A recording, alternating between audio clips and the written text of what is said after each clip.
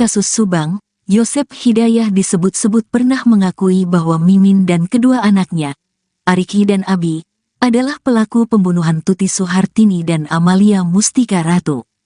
Diketahui, Yosep, Mimin, Ariki, dan Abi adalah tersangka kasus Subang yang namanya terseret setelah ada pengakuan dari satu tersangka lainnya, Muhammad Ramdhanu alias Danu. Hingga saat ini, keempat tersangka tersebut tidak mengakui bahwa mereka terlibat kasus Subang seperti keterangan Danu. Tetapi, pengacara Yoris Raja Amanullah, Leni Anggraeni membocorkan isi berita acara pemeriksaan BAP kliennya beberapa waktu lalu. Salah satunya, kata Leni, yaitu terkait Yosep yang pernah mengaku bahwa Mimin dan kedua anaknya adalah pelaku pembunuhan Tuti Suhartini dan Amalia Mustika Ratu.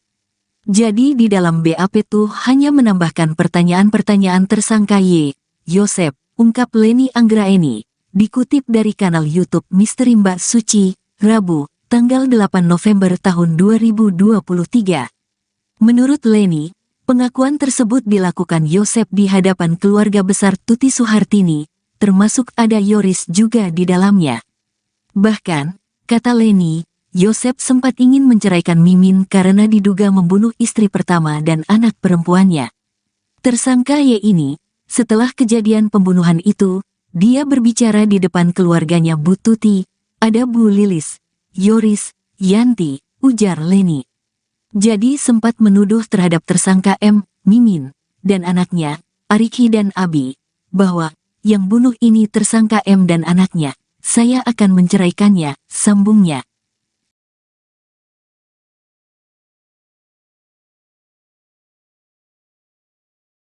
Tersangka kasus Subang tak bisa tunjukkan rekaman CCTV yang ada di konter kerjanya.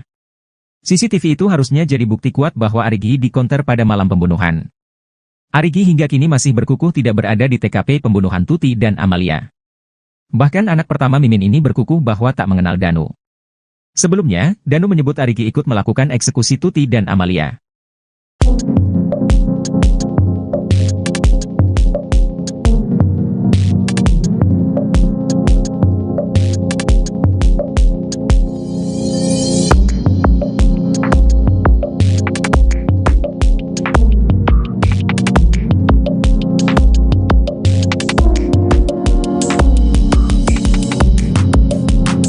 Yosep Hidayah disebut menjadi dalang pembunuhan Tuti Suhartini dan Amalia Mustika Ratu yang merupakan istri dan anaknya di Subang, Jawa Barat. Misteri pembunuhan ini terbongkar setelah Muhammad Ramdhanu yang merupakan keponakan Yosep menyerahkan diri ke Polda Jabar pada Selasa, 17 Oktober 2023. 5 orang telah ditetapkan sebagai tersangka dalam kasus pembunuhan itu. Di antaranya ialah Yosep, Danu, Mimin istri kedua Yosep, Ariki Reksa Pratama dan Abi anak dari Mimin. Namun, hingga kemarin, baru Danu dan Yosep yang sudah ditahan. Sementara 3 tersangka lainnya masih dalam pemeriksaan. Penahanan ini dibenarkan oleh Direktur Reserse Kriminal Umum, Dirkrimum, Polda Jabar, Kombes Pol Surawan.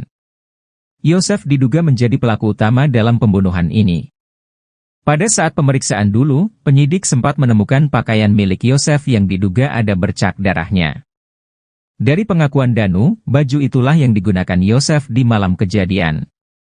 Tak lama setelah kejadian, Yosep sempat meminta Danu mendatangi lokasi kejadian untuk membersihkan darah. Ahmad Taufan, kuasa hukum Danu, mengungkap alasan mengapa kliennya baru berani membongkar. Ia mengatakan, selama ini Danu takut karena mendapat ancaman dari pelaku lain.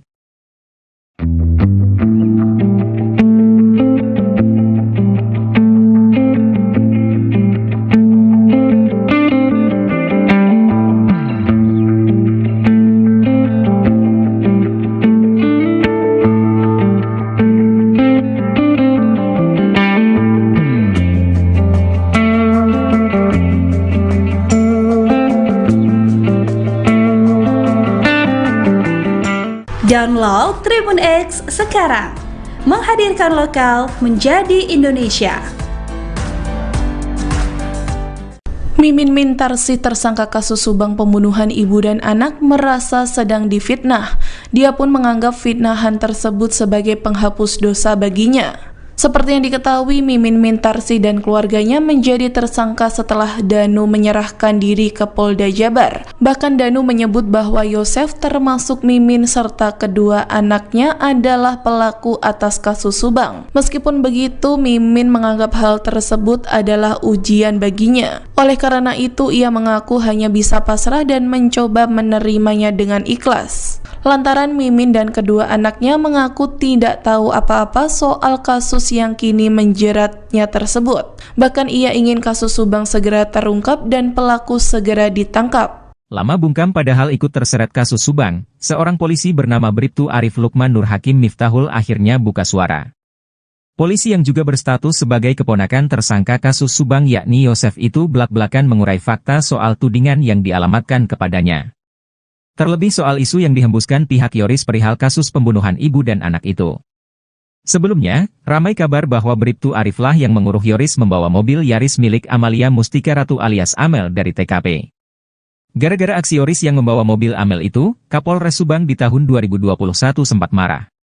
Sebab mobil Yaris tersebut adalah barang bukti yang diparkirkan di sebelah mobil Alphard, tempat jenazah Tuti dan Amalia disembunyikan pelaku.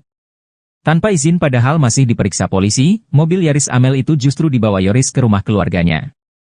Mengenai hal tersebut, pengacara Yoris, Leni Anggraini mengungkap fakta mengejutkan. Bahwa yang menyuruh Yoris membawa mobil Amel adalah Mulyana adik Yosef dan Bribtu Arif anak Mulyana. Dituding menyuruh saksi membawa barang bukti dari TKP, Bribtu Arif akhirnya angkat bicara. Dengan nada tegas, Arif membantah pernyataan Yoris. Kala itu, kata Arif ada polisi menyuruh keluarga untuk mengambil mobil Yaris milik Amel.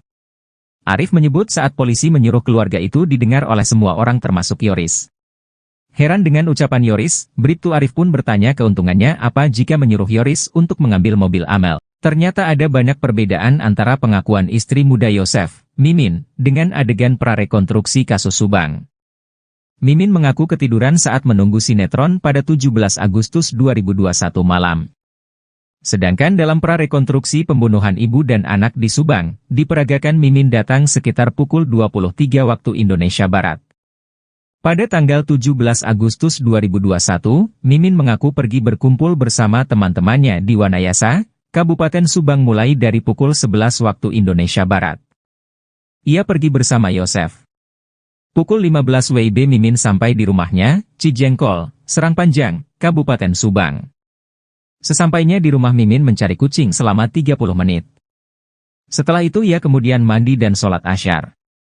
Ketika sedang menonton TV menunggu sinetron, istri muda Yosef ini mengaku ketiduran. Pengakuan ini berbeda dibanding adegan prarekonstruksi kasus Subang di Dusun Ciseuti, Kecamatan Jalan Cagak, Kabupaten Subang. Ditreskrimum Polda Jabar Kombes Pol Surawan menerangkan adegan prarekonstruksi dimulai pukul 21 WIB saat Yosef dan Danu datang. Adegan Mimin datang diperagakan paling akhir. Kata Surawan, Danu tak mengetahui kapan Mimin datang ke rumah Tuti. Ia mengaku hanya melihat Mimin sudah berada di TKP kasus Subang. Kata Danu, menurut Surawan, Mimin datang ketika Tuti Suhartini dan Amalia Mustika Ratu sudah dieksekusi. Terungkap permintaan terakhir